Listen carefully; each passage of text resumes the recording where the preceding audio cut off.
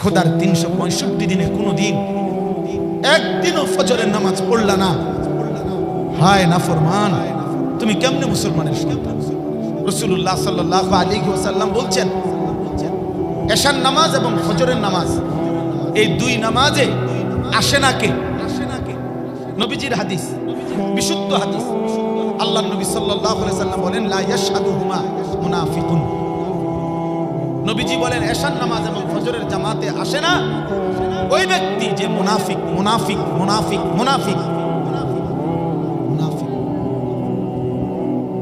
আরে বন্ধু, মুনাফিক। এখন যদি বলেন নবীজি সুপারিশ করবে হাশরের ময়দানে, এটা তো নিশ্চিত। কিন্তু যিনি সুপারিশ করবেন তিনি যদি বলে তোমারে মুনাফিক, তো তোমার কোন আব্বাই তোমারে সুপারিশ করবে? এই নাফরমান, বলো তোমার কোন বাপে তোমারে সুপারিশ করবে? যিনি সুপারিশ করবেন তিনি তো বলতেছে তুই মুনাফিক, সুপারিশ করবে কি? নবীজি মুনাফিকের জন্য সুপারিশ করবে তো বলেন? এজন্য জীবন দিয়ে হলেও ফজরের নামাজ পড়তে হবে। কোরআনুল কারীমের মধ্যে আল্লাহ তাআলা অবাধ্য জাতির পরিণতি বলছেন। অধিকাংশ অবাধ্য জাতিকে আল্লাহ তাআলা ধ্বংস করেছেন ফজরের ওয়াক্তে। কোরআন শরীফ আছে, ফাসবাহু ফি দারিহিম জাসিমিন। ফাসবাহু মানে কি? সুবহ, এই ফজরের ওয়াক্ত। ফেরেশতা জিজ্ঞাসা করছে, আল্লাহ কওমে লূতকে উল্টায় দেব কখন? আল্লাহ কোরআনে বলছে, ইন্না মাওইদাহুম সুবহ আলাইসা সুবহু বিকরিব।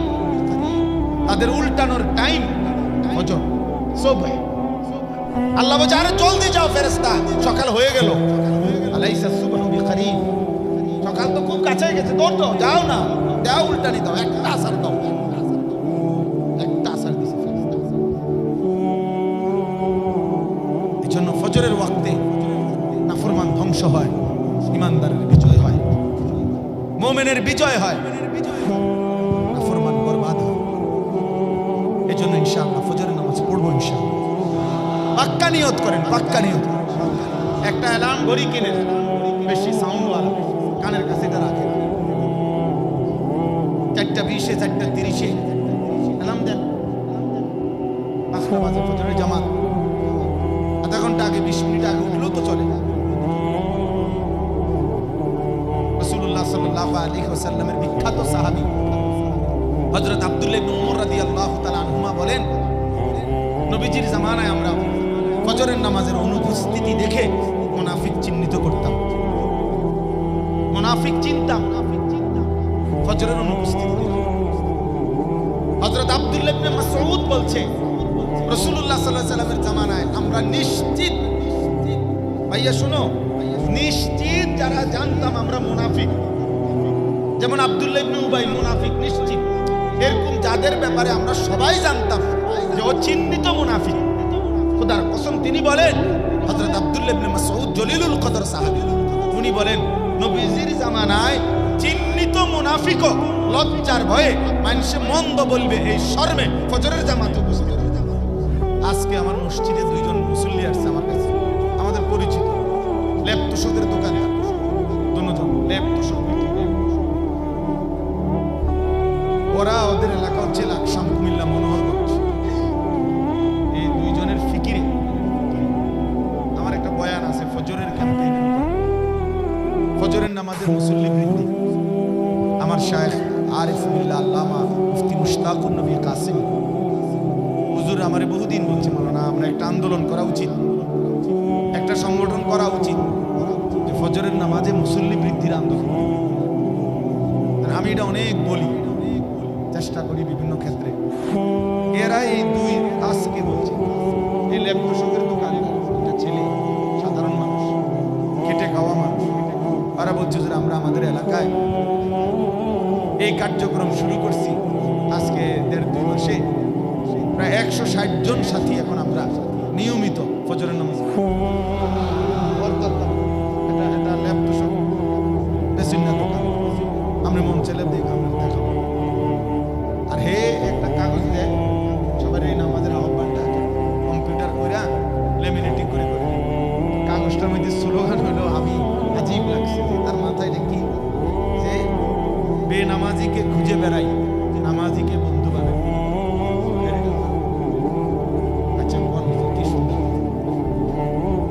বেনামাজিকে খুঁজে বেড়াই, নামাজিকে বন্ধু বানাই। আমার গাড়িতে আছে এটা, কাগজ এটা আজকে দিয়ে গেছে জুমার পর। তো আমার কাছে কেন আসছে?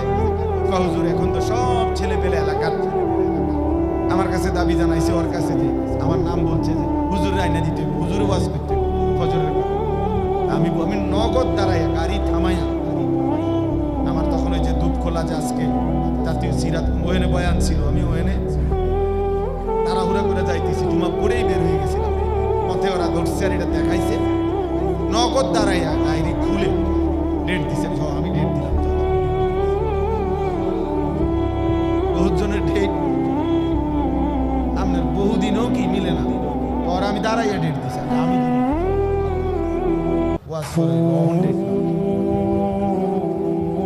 তার মানে বলার উদ্দেশ্য হলো তার সামনে আল্লাহর কথা বলে মানুষকে ফেরাবার চেষ্টা করে, মানুষকে ফেরাবার চেষ্টা করে। আল্লাহ তাআলা আমাদের সকলকে তৌফিক দান করে। রাত্র যেহেতু অনেক হয়েছে, আমি জ্যামে আটকে গেছিলাম, এই জন্য আমার দেরি হয়েছে। আমি অল্প একটু আপনাদের সামনে সামান্য কিছু কথাই আরজ করতে চাই। পবিত্র কোরআনুল কারীমের 30 নম্বর পারা 90 নম্বর সূরা, সূরা বালাদ, এই সূরাটার নাম। এই সূরার 10টি ছোট্ট ছোট্ট আয়াত আমি আপনাদের সামনে তেলাওয়াত করেছি। পুরা সূরাটার মধ্যে মোট 20টা আয়াত, ছোট সূরা, এর অর্ধেক 10 আয়াত আমি তেলাওয়াত করেছি আপনাদের সামনে। এই 10টা আয়াতকে সামনে রেখে ইনশাআল্লাহ অল্প কিছু কথা আমরা আলোচ করতে চাই। আল্লাহ তাআলা আমাদেরকে তৌফিক দান করেন। এই সূরার শুরুতে আল্লাহ তাআলা 3টা কসম করছেন, 3টি কসম করে একটা কথা বলছেন। কোরআনুল কারীমের মধ্যে আল্লাহ তাআলা বহু কথা বলার জন্য বিভিন্ন সূরায় কসম করেছেন। স্বাভাবিকভাবে আমরা এটা বুঝি যে মানুষ তার কথাকে দৃঢ় করার জন্য, মজবুত করার জন্য কসম করে। তো বাস্তবতা হলো আল্লাহ তাআলার প্রত্যেকটা কথা এমনিতেই মজবুত, এমনিতেই সত্য, এমনিতেই শতভাগ সঠিক। ওমান আসদাকু মিনাল্লাহি কিলা, আল্লাহর চাইতে অধিক সত্য কথা আর কার হতে পারে? আল্লাহ নিজেই কোরআনে বলেছেন। কিন্তু এরপরেও আমাদের প্রতি তাকিয়ে, আমাদের মেজাজের দিকে তাকাইয়া আল্লাহ দয়া করে আমরা যেন আরো একটু বেশি বিশ্বাস করি, আর একটু যেন মজবুত হয় আমাদের কলিজা। এই জন্য আল্লাহ তাআলা আমাদের মানসিকতার প্রতি লক্ষ্য রেখে আল্লাহ তাআলা কোরআনুল কারীমে বিভিন্ন জায়গায় বিভিন্ন কথা বলার জন্য আল্লাহ তাআলা নিজেও কসম করেছেন। বলছেন যেন বান্দা তবুও বিশ্বাস করো, তবুও গ্রহণ করো, তবুও মেনে নাও। কোরআনুল কারীমের মধ্যে কোথাও 1টা 2টা 3টা 4টা কসম আছে এক এক কথা বলার জন্য। একটা সূরা আছে ওয়াশ-শামসি ওয়া দুহাহা, এই সূরা শামস, এই সূরার মধ্যে 30 নম্বর পারাতে এই একটি সূরাতে আল্লাহ তাআলা একটা কথা বলার জন্য 14টা কসম করেছে। কোরআনের সবচেয়ে বেশি কসম এই সূরাতে। ওয়াশ-শামসি ওয়া দুহাহা, প্রতি আয়াতে 2টা কসম। ওয়াশ-শামসি একটা কসম, ওয়া দুহাহা আরেকটা কসম। খতিব আজম মুনাজির জামান আল্লামা নুরুল ইসলাম ওলিপুরি দামাত বারাকাতুহুল আলিয়া, হযরতের জবান থেকে আমি এটা শুনছি। হযরত একবার সরাসরি আমি শুনছি আপনাদের বয়ান। 14টা কসম, 14টি কসম করে আল্লাহ তাআলা কথা বলছেন। এইখানেও এই সূরাতে আল্লাহ তাআলা 3টা কসম করছে, কসম করে কথাটা বলছে। প্রথম কসম আল্লাহ তাআলা বলেন লা উকসিমু বিহাদাল বালাদ, হে প্রিয় বন্ধু আমি কসম করতেছি এই পবিত্র মক্কা নগরী। মক্কা নগরী, বালাদ শব্দের অর্থ নগরী, শহর, এলাকা। আমি এই মক্কা নগরীর কসম করছি, মক্কা নগরীর কসম। তাফসীরের মধ্যে আছে আল্লাহ তাআলা যখন কোনো বস্তু কসম করে মনে রাখতে হবে সেই বস্তুর মধ্যে হয়তো কোনো বিশেষত্ব আছে, অথবা আল্লাহ তাআলা বলার কারণে এটার বিশেষত্ব বেড়ে গেছে। এই দুইটার এক। আল্লাহ তাআলাই ওর মধ্যে আগের থেকেই কোনো বিশেষত্ব রাখছেন, অথবা আল্লাহ তাআলা বলার কারণে ওইটার কি বেড়ে গেছে, বিশেষত্ব বেড়ে গেছে। আল্লাহ তাআলা কসম করতেছে, বন্ধু আমি মক্কা নগরীর কসম করছি। তো আল্লাহ নবী সাল্লাল্লাহু আলাইহি সাল্লাম যেন নবীজি যেন আল্লাহকে জিজ্ঞেস করলেন, মাওলা কি এমন বিশেষত্ব, কি এমন কারণ যে কারণে আপনি মক্কা নগরীর কসম করলেন? সুবহানাল্লাহ। রব্বুল আলামিন বলেন, আচ্ছা বন্ধু তাহলে পরের দুই কসম পরে, আগে কারণ দর্শাই। আরো না দুইটা কসম আছে, আচ্ছা এই কিন্তু পরে কমু, আগে আমি মক্কা নগরীর কসম।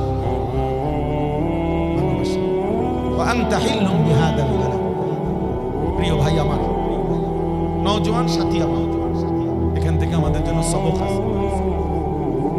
এই সবক হলো, আল্লাহ তাআলা বন্ধু যে শহরে বেড়ে উঠেছেন, জন্ম নিয়েছেন, যে মাটিতে অবস্থান করছেন, সেই মাটি, সেই জমিন, সেই শহর, সেই আলো বাতাসকে আল্লাহ তাআলা পছন্দ করেন। কোরআনুল কারীমের মধ্যে একটা সূরা আছে ওয়াদ-দুহা, এটা আমরা জানি না সবাই, ওইখানেও দুইটা কসম, ওয়াদ-দুহা ওয়াল-লাইলি ইযা সাজা। এই দুইটা কসম, এই দুইটাও কসম করছে আল্লাহ। এই দুইটা কসমের দুইটা অর্থ, মানে ওয়াদ-দুহা শব্দের দুই অর্থ, ওয়াল-লাইলি ইযা সাজা এটারও দুইটা অর্থ। আমি একটা অর্থ বলতে চাচ্ছি।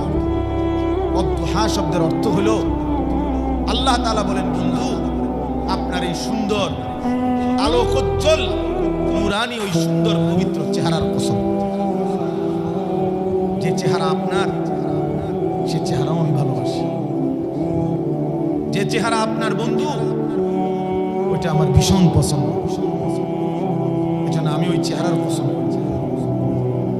2 নম্বর, ওয়াল-লাইলি ইযা সাজা, অন্ধকার অমাবস্যার কালো রাত্রি বা একেবারে কালো রাত্রি, যেরকম কালো অন্ধকার, আপনার এই সুন্দর আলোকোজ্জ্বল চেহারার সাথে আপনার পবিত্র মাথা মুবারকের যে ঘন কালো চুল, সেটাও অনেক সুন্দর। ওয়াল-লাইলি ইযা সাজা, আপনার ওই চমৎকার ঘন কালো চুলের কসম। তাহলে ওইখানে দেখাইলাম, রব্বুল আলামিন বলেন, বন্ধু যে মাটিতে আপনি বেড়ে উঠেছেন, আমি সেই মাটিকেও ভালোবাসি, আমি কসম করছি। যে চেহারা আপনার আলোকোজ্জ্বল, আমি ওই চেহারাকে পছন্দ করি, কসম করলাম। যে চুল আপনার ঘন কালো, আমি সেই চুলকেও পছন্দ করি, আপনার সেই চুলের কসম। নবী সাল্লাল্লাহু আলাইহি ওয়াসাল্লাম কম্বল গায়ে দিয়ে শুইছেন, কম্বল গায়ে দিয়ে শুইছেন আল্লাহর নবী সাল্লাল্লাহু আলাইহি ওয়াসাল্লাম।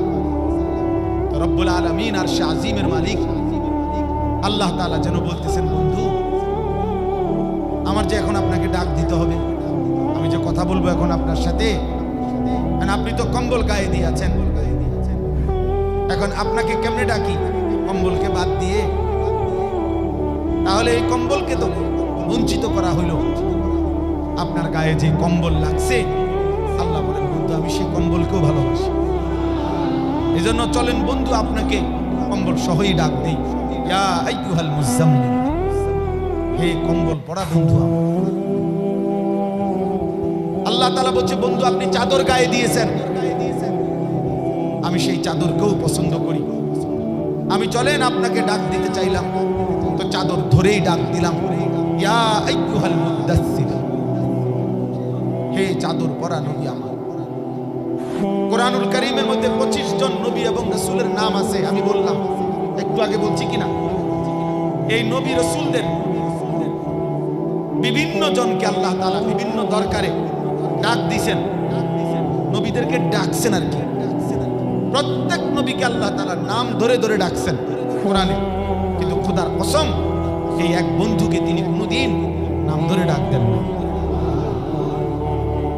প্রতিবারেই বলছেন, অন্য নবীদেরকে নাম ধরে অকুলনা ইয়া আদম উসকুন আনতা ওয়া যাওজুকাল জান্নাহ, হে আদম তুমি তোমার বিবিকে নিয়ে জান্নাতে বসবাস করো। হে আদম, নূহ আলাইহিস সালাম বলছে আল্লাহ আমার ছেলে কেনান ডুবে যাচ্ছে, এটা আমার সন্তান। আল্লাহ বলছে ইয়া নূহ ইন্নাহু লাইসা মিন আহলিক, হে নূহ বেঈমান নাফরমান তোমার সন্তান নয়, ইমানদারের সন্তান হতে পারে না। ইন্নাহু আমালুন গায়রু সালিহ, এটা বেআমল সন্তান।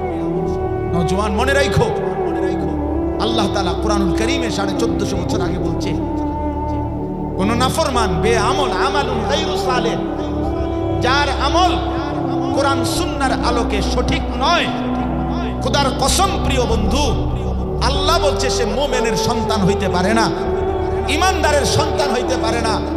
এজন্য বেনামাজি নাফরমান তুমিও মনে রাখো তুমি ইমানদারের সন্তান হইতে পারো না।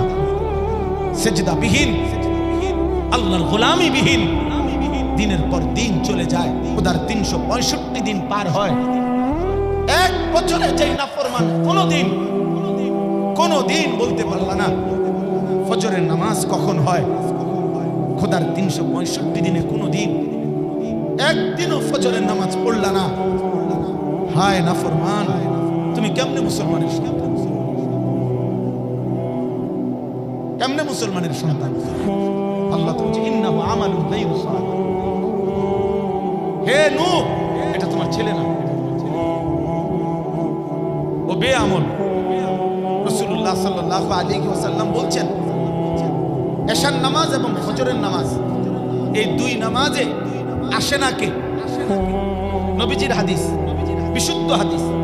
আল্লাহর নবী সাল্লাল্লাহু আলাইহি ওয়াসাল্লাম বলেন লা ইয়াশহাদুহুমা মুনাফিকুন, নবীজি বলেন এশার নামাজ এবং ফজরের জামাতে আসে না ওই ব্যক্তি যে মুনাফিক মুনাফিক মুনাফিক মুনাফিক মুনাফিক।